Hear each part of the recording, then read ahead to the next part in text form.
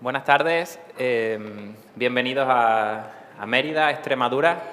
Lo primero de todo, le quería preguntar a Dani cómo va el tema ese de las consumiciones, que no me he enterado bien.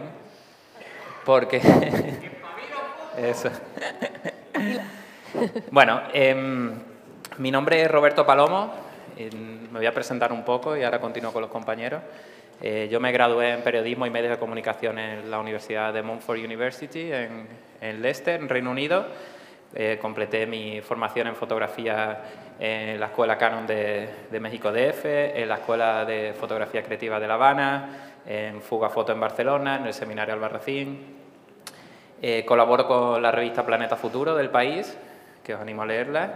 He publicado en medios como The Guardian, El Confidencial, El Periódico de Cataluña, la revista cubana El Estornudo y el semanario Hildebrand en sus 13, peruano, entre otros. Y bueno, ahora estoy un poco más asentado en Badajoz, en Extremadura, haciendo temas... Bueno, soy el fotógrafo del país en Extremadura y además hago mis propios temas personales, ahora más relacionados con refugiados y memoria histórica, aquí en Extremadura. Y voy a moderar la mesa, cómo cubrir la información global desde un espacio local, el caso de Extremadura. Tengo aquí a los compañeros, pero primero me gustaría agradecer a la Junta, a la STID, a la Diputación de Badajoz, al Ayuntamiento de Mérida y sobre todo a Por Causa, al equipo, a Lula, Vanessa, Patricia, Julia, por darnos esta oportunidad como extremeños de contar con nosotros y ayudarnos a crear oportunidades en nuestra tierra para que podamos desarrollarnos. Y justo antes de empezar, lo último, quería dar un par de datos sobre Extremadura para que comprendamos un poco el contexto y por qué tiene sentido que el Congreso se haga aquí en Mérida. Entre los años 1960 y 1980 emigraron unos 520.000 extremeños hacia Madrid, País Vasco, Cataluña y algunas zonas de Europa Occidental. Y entre 1961 y 65 fueron 88 de cada 1.000 habitantes. Entre 1966 y 1975 lo hicieron 67 de cada 1.000. Entonces, aquí estamos los extremeños, que también somos parte de los flujos migratorios. Claro.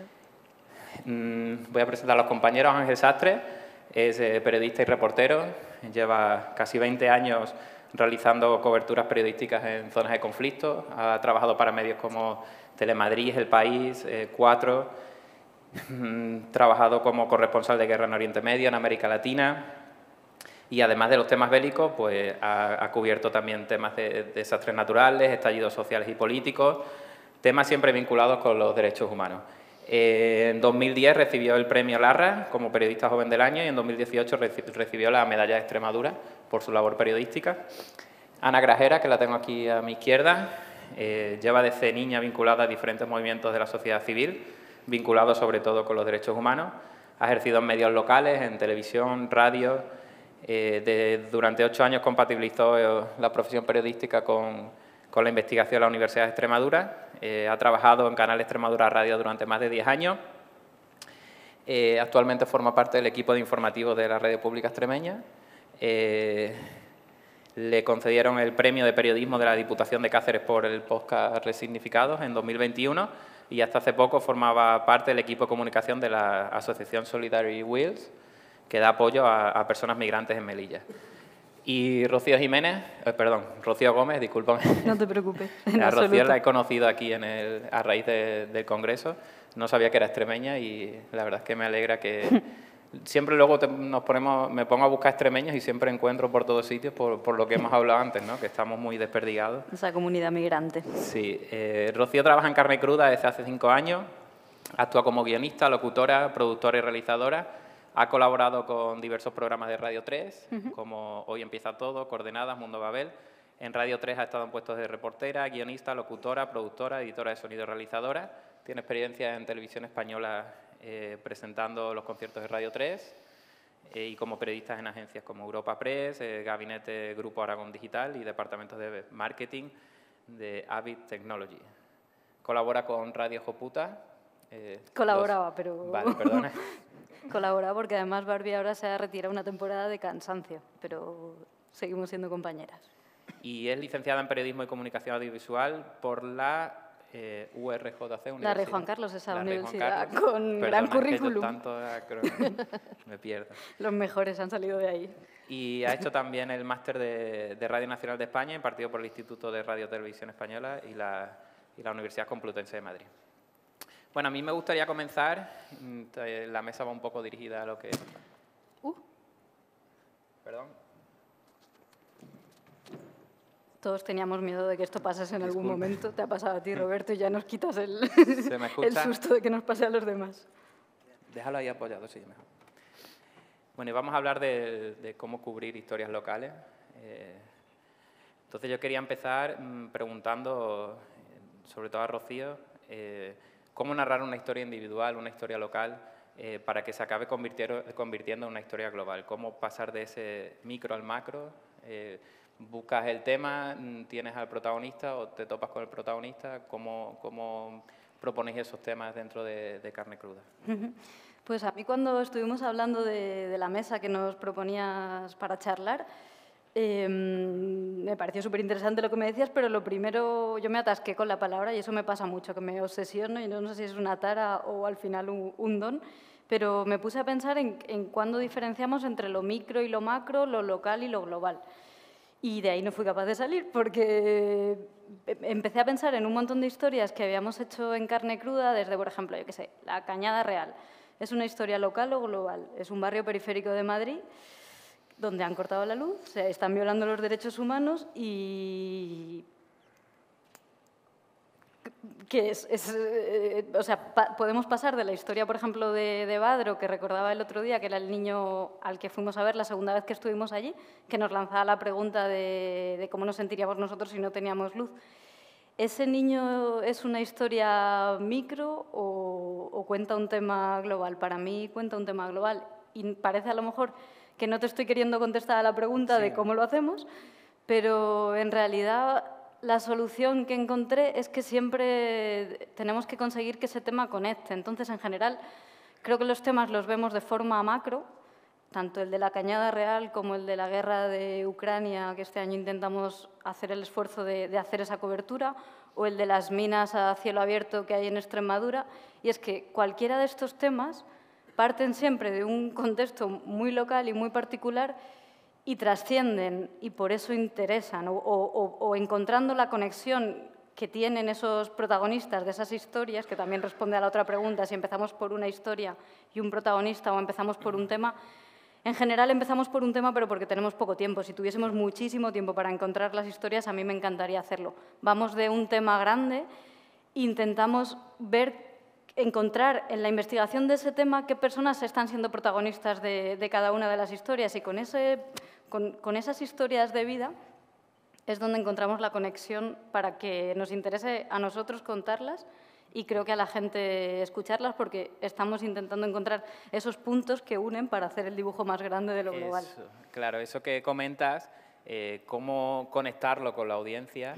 Se me ocurría Ángel, que hace temas en lugares muy remotos, que son historias que parecen tan lejanas. Primero, te iba a preguntar un poco cómo encuentras esas historias desde tan lejos, ¿no? Cómo llegas tan al micro sobre temas que además son tan macro muchas veces y cómo los conectas con la audiencia. Sí, la metodología es la misma. Lo que pasa que me cuesta más al ser países lejanos en los que yo trato de convivir, pero siempre busco una historia particular. Generalmente busco 4, que trae mucho trabajo. La más reciente que tengo ahora y estaba pensando es Los niños en venta en las aldeas de Afganistán, en Kandahar y en Helmand. Pues cuando llegué a las aldeas busqué 4 historias. Todavía, mira, se me pone un poco la piel de gallina porque es un tema de niñas y de niños vendidos. Lo mismo con la desnutrición, con los matrimonios infantiles en Bangladesh. 4 historias, generalmente trato mucho el tema de las mujeres y de los niños, con las diferentes rutas migratorias que he seguido, historias que llevan su tiempo, seguirlas desde el comienzo hasta el fin si se puede, pero matrimonios forzados en Amazonas, con los indígenas y pibos, siempre buscando historias particulares en los que uno pueda llegar a conectar y a través de esas historias globalizar el problema. Es la misma metodología, pero en el exterior. ¿Qué pasa? Que cuesta un poco más cuando llegas a un país tan inhóspito y lejano. generalmente hay que hacer una labor de investigación y luego mimetizarse y empezar a interactuar cuando llegas a un campo de refugiados, con los rohingyas o en Níger. Necesitas estar un tiempo. Lo ideal en América Latina, que he pasado bastante tiempo, es más fácil, pero en otros países en los que ni siquiera hablas el lenguaje tienes que pasar más tiempo y confiar en tu fixer, ¿no? Que es la persona que te está haciendo, o la contraparte. Digamos que es un poco, entonces, las dos partes, desde aquí la investigación y los contactos que puedes hacer desde aquí, o esos contactos desde aquí que te puedan luego poner en contacto con gente allí, y el trabajo en el terreno en el que vas buscando las historias, encontrando esos protagonistas, para al final darle ese micro y contar la historia. Generalmente ellos te abren las puertas y luego tú de a poquito te vas acercando, porque no es tan fácil que esas personas abran su alma de esa manera o te enseñen. Es que lo de los niños, que se hace muy poquito, que te enseñen al niño recién nacido que van a vender. Entonces necesitas no llegar como un mercenario, dame ya, no. Necesitan ver y que confíen en ti. Y a través de esas historias particulares llegar al problema global, que sea la venta de niños o la trata de blancas o los temas o los éxodos migratorios. Pero siempre a través de historias particulares. Ana, que trabaja en un medio regional como Canal Extremadura, claro, yo me pregunto, ¿cómo convences a tus editores de repente, bueno, ahora el conflicto de Ucrania, que habrá sido más fácil porque tiene mucha más cobertura mediática, pero otros conflictos o otras problemáticas o otros temas tan lejanos, ¿cómo convences a tu editor o a tus jefes para hablar sobre esas historias que aparentemente no afectan tanto a su audiencia? O si la afectan, ¿no? Lo que les pasa nos pasa. Condenamos la guerra, pero en Extremadura tenemos varias fábricas de armas, ¿no? A lo mejor hasta lo que nos pasa también nos enriquece. Todo lo que pasa, me gustaba mucho el planteamiento de Rocío, ¿no? Todo pasa en un sitio y al mismo tiempo puede estar pasando en otros o no, pero tiene una repercusión global. Y todo lo que es global tiene consecuencias y tiene su reflejo en lo local. Aquello que decimos hablaba Rocío antes de los compañeros de Rurex, ellos decían mucho un ojo en el telescopio y un ojo en el microscopio. A ver, un medio autonómico es un medio generalista, tenemos que hablar de todo tipo de temas, atravesado por una especialización, digamos, ¿no? Por lo extremeño, que viene atravesado a su vez por muchísimas historias de movilidad humana que representáis vosotros, que representan nuestros abuelos que emigraron, los hornachegos que fundaron Rabat, si hablamos de los judíos, o sea, es que históricamente está la gastronomía, nos rodea, estamos empapados de movilidad humana. Realmente es un contenido que yo creo que no hay que forzar porque está entre nosotros. Y las personas que emigran y llegan aquí no son los otros, son parte de la población, son ciudadanía, que no tienen reconocidos derechos, pero que forman parte de la población. El año pasado, aquí en el Congreso, precisamente, salí a comprar una botella de agua y en una tienda que regenta un señor de China me contó su problema de arraigo laboral, de arraigo familiar. Quiero decir, a veces sentimos, tú me compartías el otro día, qué difícil, ¿no?, llegar a las historias. Pero si es que, lastimosamente, las personas migrantes las tenemos muy localizadas. Están en los cuidados, están en el campo y están en la hostelería. Es imposible irte a tomar un café y no, si quieres encontrar una historia, ¿no? Nosotros, por ejemplo, hay veces que, sobre todo a través de determinadas organizaciones o de compañeras que trabajamos en red, detectamos ciertas situaciones que no sabemos si se pueden generalizar, si forman parte de una mala práctica y de una falta y una vulneración de derechos humanos, o si es un error puntual. El último caso, ahora que veo a mi compañera Marjorie Guevara de La Lupa y del Movimiento de Mujeres Migrantes al fondo de la sala, con quien, escribimos casi a 4 manos muchos temas, había casos de mujeres con más de 3 meses de empadronamiento en España, situación irregular, a las que se le negaba la tarjeta sanitaria. ¿Era un error puntual o era generalizable? Era de países con convenios con el país. ¿Qué ocurría, no? Era una historia que se convierte, a partir de 2 o 3 historias que intentamos documentar con muchas más mujeres, lo convertimos en un tema. Pero la mayoría de las veces es al revés. Hay un tema y nosotros lo aterrizamos, lo extremeñizamos, que solemos decir las compañeras que hacemos local, que nos da la percha para llevarlo. El salto de la valla de Melilla. Desde Melilla, la masacre, la violencia, la vulneración con esos enterramientos rapidísimos de derechos humanos. Desde aquí, mi compañera Cristina Núñez, desde el diario Hoy, hablaba con un compañero que saltó la valla y se permitía profundizar y reflejar la fortaleza mental que hay que tener para saltar esa valla casi más que física, la colaboración y la solidaridad en el Gorogó, su deseo de volver algún día para agradecer y para ayudar a otros que están allí, es decir, se permitió profundizar desde el periodismo local a partir de una percha, iba a decir global, ¿no? Porque la masacre de Melilla, entiendo, debería ser global. O un caso que comentábamos yo el otro día, coincidió con la percha del 25 de noviembre, pero en realidad fue casi una casualidad. La delegada de violencia de género del Gobierno, todas las autoridades decían: mujeres que sufrís violencia, denunciad, estáis protegidas. Y documentamos a través del Movimiento de Mujeres Migrantes y de Ayuhara bastantes casos de mujeres migrantes en situación irregular que cuando iban a denunciar violencias, como no eran de sus parejas o exparejas, denunciaban y salían de la comisaría con una orden de expulsión. Es decir, acontecimientos globales, pero historias locales, ¿no? Que yo creo que siempre tienen su reflejo. Estabas comentando el tema de la valla de Melilla, ¿no? Como una compañera tuya de un medio local, pues estaba informándose o tratando de conocer lo que estaba en el terreno a través de un compañero que estaba allí. No, Siaka Konaté vive hace ya muchos años en Extremadura y ella conoció las historias del antes de la valla y del después de la valla. A mí de la valla me llama la atención las imágenes, son violentas, no son adrenalínicas, en el sentido de vemos sangre, vemos la energía, ¿no?, de haber llegado, la violencia policial, o sea, vemos mucha fuerza que nos distrae de todo lo que hay antes y de todo lo que viene después. Claro. Entonces ya hablo con una persona que lleva aquí ya bastantes años y nos ayudó a comprender todo eso. Pero iba a eso. Ángel, por ejemplo, que ha trabajado para medios autonómicos como Telemadrid o algún medio del País Vasco, haciendo coberturas o entrando en un directo desde un conflicto, o esos propios medios tienen sus corresponsales. Eso en Extremadura no sucede. No, los medios locales y regionales no tienen corresponsales, no tienen personas en el terreno. Ángel, ¿qué pasa? ¿No quieren, no pueden? ¿Cómo eso afecta al público extremeño? A mí me gustaría, porque siempre soy el que da caña y pide. En primer lugar, yo me siento muy orgulloso de venir aquí. Se está creando un movimiento importante.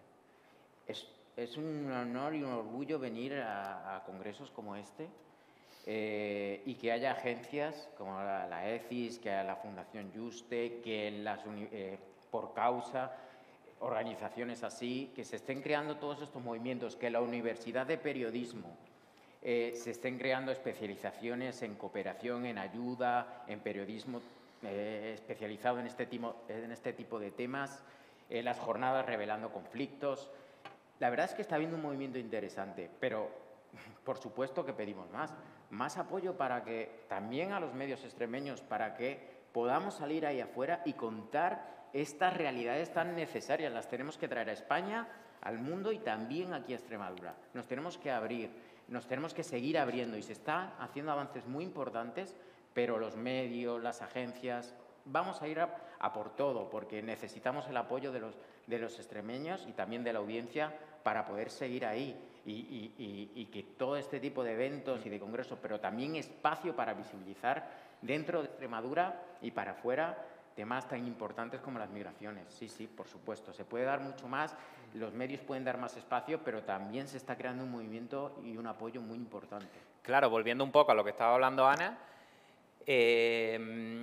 si, por ejemplo, por poner otra vez el mismo ejemplo de Ucrania, ¿no? Porque ha sucedido ahora y ha tenido esa visibilidad mediática, ese interés mediático que no han tenido otros conflictos o otras problemáticas.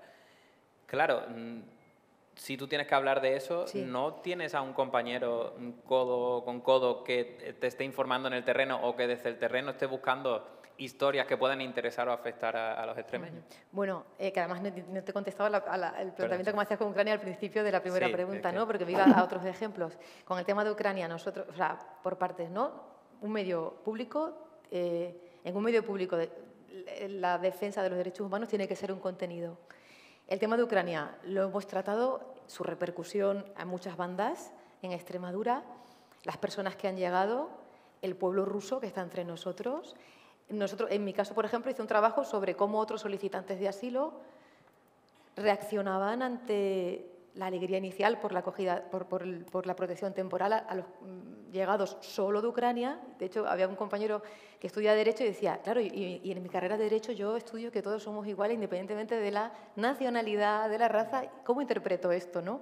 Esa discriminación de la protección, en este caso solo temporal para ellos. Nosotros desde aquí vimos esas repercusiones no solo en la población con nacionalidad española, sino en la población solicitante de asilo o migrante aquí.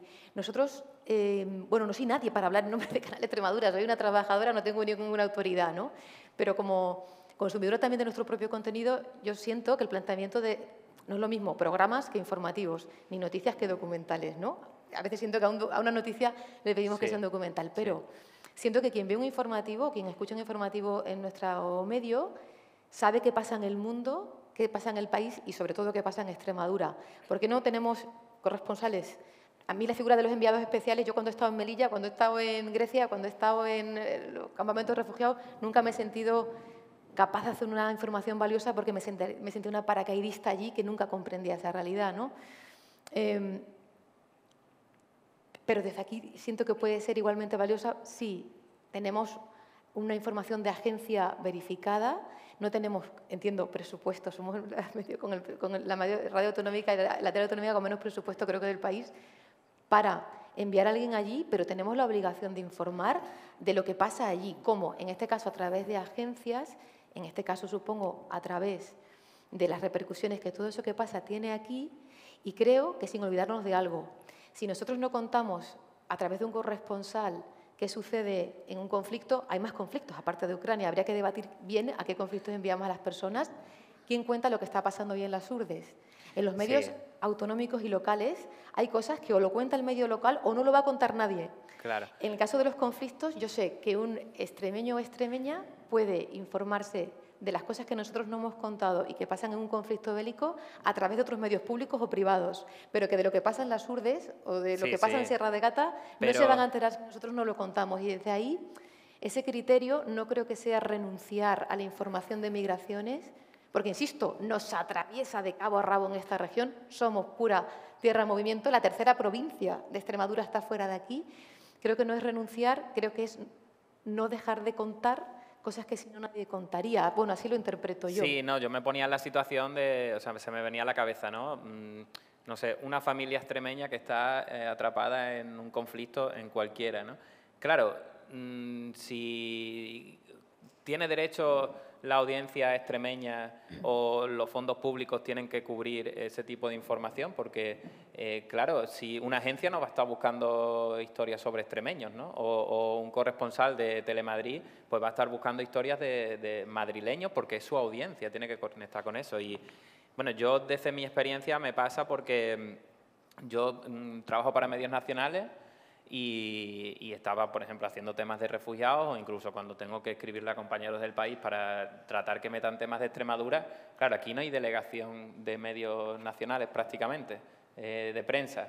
Entonces, no hay nadie buscando temas. Entonces, a mí me cuesta mucho meter temas de Extremadura en nacional, por ejemplo, y eso hace que no se hable de Extremadura o que no se cuenten las urdes a nivel nacional e incluso internacional. Y con el tema de refugiados, por ejemplo, me pasa un poco lo mismo, que, claro, si ya se habló de refugiados en cualquier otra comunidad, ya a un medio nacional ya no le interesa mi historia, qué está pasando en Extremadura y que puede tener ese recorrido o esa necesidad también, ¿no?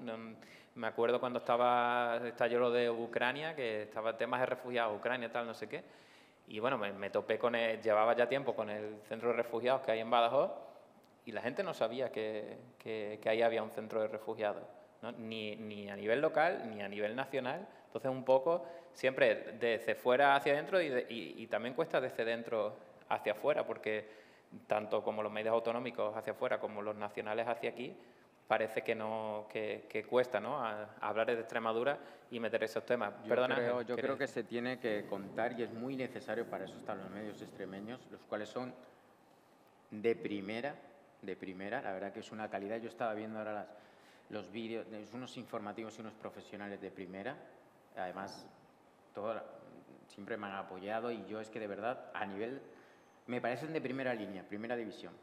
Y claro que es necesario que se cuente lo que ocurre en las urdes, claro que sí, porque los conflictos cercanos son tan importantes como los lejanos. Pero cuando hablamos de partidas presupuestarias, de enviar a alguien, ¿quién ha hablado de enviar a alguien? ¿Alguien sabe lo que cobra un freelance?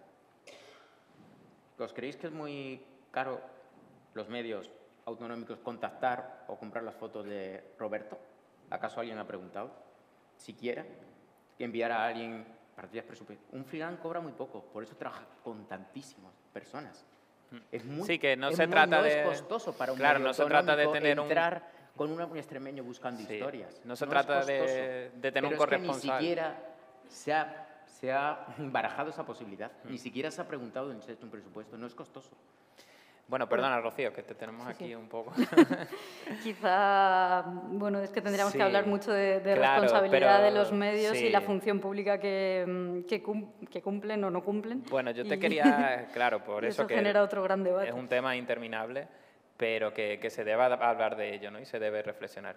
Quería cambiar un poco de tema y hablar de la crisis en el periodismo económica, es que viene un poco también relacionado con lo anterior, pero también con la transformación digital, ¿no? Con todo esto que están surgiendo nuevas plataformas, los periodistas estamos saliendo también de los medios tradicionales, y vosotros en Carne Cruda habéis dejado la FM por el podcast, pero no deja de ser radio.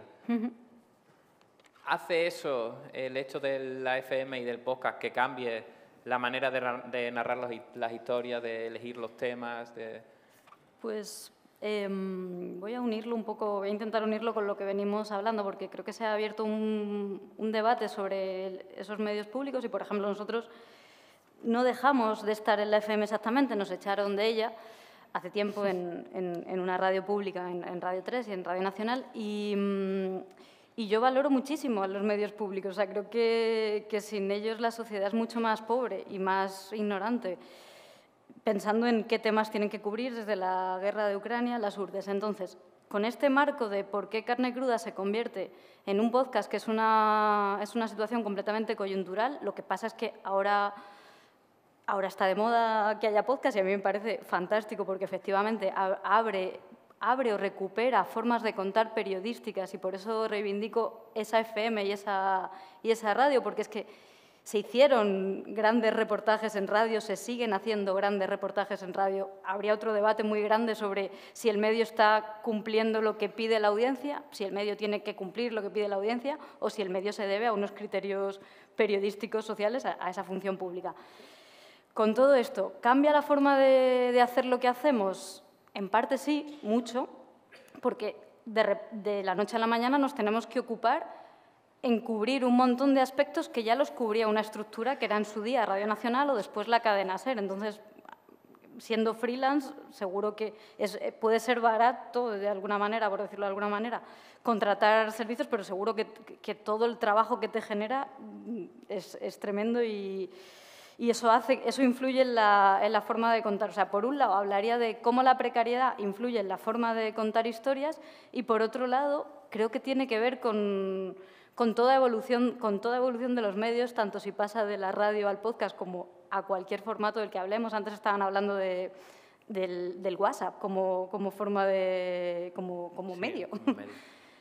Cambia, sí, pero en el fondo contar historias está inventado desde hace mucho tiempo. Lo que tiene, para mí la clave es esa conexión que mencionaba al principio, que tiene que ver con entrar en la conversación pública, entender qué está pasando en tu tiempo y en qué lenguaje se está comunicando, intentar llegar a eso. Si tu vocación periodística es esa, que la información que tienes llegue a la gente. Me viene a la cabeza, digamos que se pueden crear nuevas narrativas, nuevas maneras. Hay que conectar con otras audiencias, porque en la FM hay otra audiencia que en el podcast. Y le quería preguntar a Ángel. Ángel ha vivido el antes, el durante y ahora está viviendo el después de esa gran transformación. Te he echado muchos años, no, pero al final sí que yo por ejemplo no he vivido yo no creo ya que pueda ser corresponsal, entiéndeme, no creo que un medio pueda tener un medio grande detrás, pero ¿Tú cómo estás viviendo esa transformación digital? ¿Qué oportunidades se abren? ¿Qué ventajas, qué inconvenientes? Primero, yo salí a ser corresponsal, viví todo lo que era ser freelance y entonces primero pensé, muy bien, ya puedo locutar, hago radio, aprendo a editar con el Cool Edit y de repente también me grabo y aprendo a sacar fotos y tal. Y ya soy multimedios, ya está todo. Y ahora llegó todo. Entonces no nos podemos quejar solo de por qué los medios no nos dan espacio, de por qué la audiencia no nos hace caso. Tenemos que evolucionar. Tenemos que crear nuevas narrativas, narrativas transversales, tienen muchos nombres. Ya se están utilizando en la guerra de Ucrania, se están utilizando cartografías, infografías, se están utilizando el Twitch, se está conectando directamente con el corresponsal que está allí. Puede vivir uno las vivencias y también a las personas que están sufriendo y entrevistando, casi en tiempo real. Tenemos que utilizar las redes. Ya sé que a veces los youtubers, etcétera. YouTube también es una herramienta muy valiosa. Tenemos que aprender a interconectar con todo esto y crear nuevas narrativas. Yo acabo de sacar hoy Venezuela. Es una nueva narrativa, es el cómic. También lo he hecho animado para el país, con otras coberturas. El cómic es una manera, fotogramas con fotos mezclados, cómic animado, una mezcla que nosotros tenemos que trabajar, investigar y crear laboratorios. Ya lo están utilizando, el país tiene un departamento de nuevas narrativas, New York Times. Hay que crear algo, no nos podemos quedar simplemente ¿por qué no llegamos a ese público? Porque es que la gente ya está demandando otras cosas y además tenemos los medios para que la gente entre. Bueno, yo estaba viendo la realidad virtual, todavía hace falta más medios, pero el 360 grados, el conectar y el poder ver todo lo que está ocurriendo alrededor. Claro, viene un poco también con el tema de conectar con nuevas audiencias, formatos que las nuevas audiencias, pues, que les sean más atractivos a esas nuevas audiencias. Y yo pienso Extremadura, pues digamos el envejecimiento de la población, más desconectada quizás de las nuevas tecnologías, de la globalización. ¿Están los medios locales y regionales abordando esa transformación? Sí, no, si lo hacen sobrevivirán, si no lo hacen no sobrevivirán, porque pienso, quizás no lo están haciendo porque su audiencia no es tan nueva audiencia, ¿no? O no está tan conectada a las tecnologías. Bueno, hay una parte de la población grande de Extremadura que es mayor de 60 años. El otro día nuestra directora de contenidos nos lo decía, pero hay una parte de la población que no lo es. Y además creer que la parte más envejecida no está alfabetizada tecnológicamente, a lo mejor también es un mantra que repetimos y nos equivocamos. Ya. Nuestros padres y abuelos con WhatsApp, Sí. esos audios interminables, o con YouTube, con esos tamaños de letras gigantes. O sea, realmente a lo mejor ahí... O el cómic, ¿no? Que ellos consumían... También, perdón, también, el cómic que ellos consumían cómics también. de jóvenes. Otros mantras, ¿no? Los contenidos en radio muy cortos porque aburren y el mundo podcast, conversaciones eternas, ¿no? De personas. Sí. Quienes hacemos local vivimos a veces con la frustración, que lo he hablado con algunas compañeras de, pues eso, cubrir en programas no, puedes profundizar más, en informativos, cubres 3 temas de los que no sabes nada en un día, lo cuentas para allá, es decir, haces una noticia, sabes un océano con 1 milímetro de profundidad, casi nada, ¿no? Gracias a las organizaciones que nos orientan sobre algunos temas para informar de la mejor manera posible. Pero vivimos con cierta frustración esto de, pues eso, abrir el melón a gente que no es público convencido, pero puede abrir una grieta de conocer un tema que desconocía, pero en esas 5 W que no van a más. Y ahora, con toda esta revolución tecnológica, me parece un momento apasionante para contenidos más extensos, más atemporales, de mayor profundidad, que nos quiten esa frustración que se cura con tiempo. Tiempo para reflexionar sobre los temas que queremos hacer y para dedicarles. Hacer 3 ruedas en un día es imposible, ¿no? Por eso decía lo de no pedirle una noticia que sea un documental. Perdóname. Hay proyectos, sí. Perdona, es que me voy a quedar sin las consumiciones de, bueno, sí, de entonces Dani, nada. porque no es que me han avisado que Tienes nos razón. quedaban 5 minutos. No, y si estaba las viendo... consumiciones no nos queremos Perdóname. quedar. No, ya, bueno, por ir terminando, al final viene todo un poco el tema de la financiación, sobre todo los freelance. Yo, en mi caso, estoy haciendo fotografías de bodas este verano para tratar de financiarme mis proyectos periodísticos. Estoy tratando con instituciones, con políticos, más que con editores muchas veces, y es otro trato totalmente diferente, otro lenguaje, otra manera de abordarles y de convencerles que tienen que dedicar dinero a eso. Y se me ocurría también Carne Cruda, que ya no estáis bajo el paraguas de un gran medio, ya habéis tenido también que buscar la financiación y salir a eso, a tocar puertas, a ser ingeniosos. ¿Cómo lo estáis abordando? Pues nosotros tenemos la suerte de que gran parte de el 80 o 90%, creo que el 80% de lo que vivimos es gracias a una comunidad que nos sostiene, que son la gente que pone dinero. Y es una financiación colectiva, pero sí que te he contado el otro día el modelo que buscamos también de ir a sitios y hacer programas fuera de donde estamos, en teatros, a veces con venta de entrada, a veces no. Es verdad que al final te ves como con un equipo de periodistas, también tenemos a gente de publicidad, gente de vídeo, gente de más ámbitos, buscando formas de financiación, pero tienes que cubrir todas esas partes. Y los teatros, el programa que haremos aquí el viernes es una forma, además de, a mí me hacía gracia porque en Carne Cruda estamos un poco obsesionados, reconozco, con estar en todas las redes por esa falta o sea, por esa necesidad de trascender y de llegar a más audiencia. Pero también nos funciona muy bien la desvirtualización y estar en carne y hueso en los lugares. Eso tiene como o sea, la gente que viene a vernos suelen ser los que nos financian de alguna manera porque se generan unas redes y unos vínculos muy potentes. O sea, a tope con las redes sociales y es necesario estar en todos esos lenguajes y con las redes de toda la vida de hacer un programa de radio con público y en una plaza, si puede ser. Ángel, nosotros como freelance, yo ya he dicho, ¿no? Pues lo que sea, ¿no? Malabares, desde hacer bodas, desde pedir dinero a instituciones. Tú un poco igual, digo, hacer las coberturas que haces necesitas un presupuesto, cada vez hay menos medios que apuesten quizás por eso. Por eso los argentinos, yo he vivido 15 años, me sale el acento en Buenos Aires, a llorar al campito también, dicen. Aquí nos tenemos que levantar y crear como Carne Cruda, nuevos medios. No podemos esperar porque el tiempo se agota. Y la gente que está en las pateras, el tiempo se agota. Tenemos que crear nuevos medios. Financiación propia, llegar a la gente que no llegamos. No podemos seguir dependiendo de que se abran nuevas ventanas sobre tierra arrasada. Sí, no podemos ir a buscar trabajo donde no lo hay, ¿no? Digamos, que es lo que yo pienso, es el enfoque que yo le doy. Yo quiero seguir saliendo en los medios, para mí es vital, estoy deseando ya salir con la cámara, pero también estoy destinando un tiempo a investigar nuevas formas.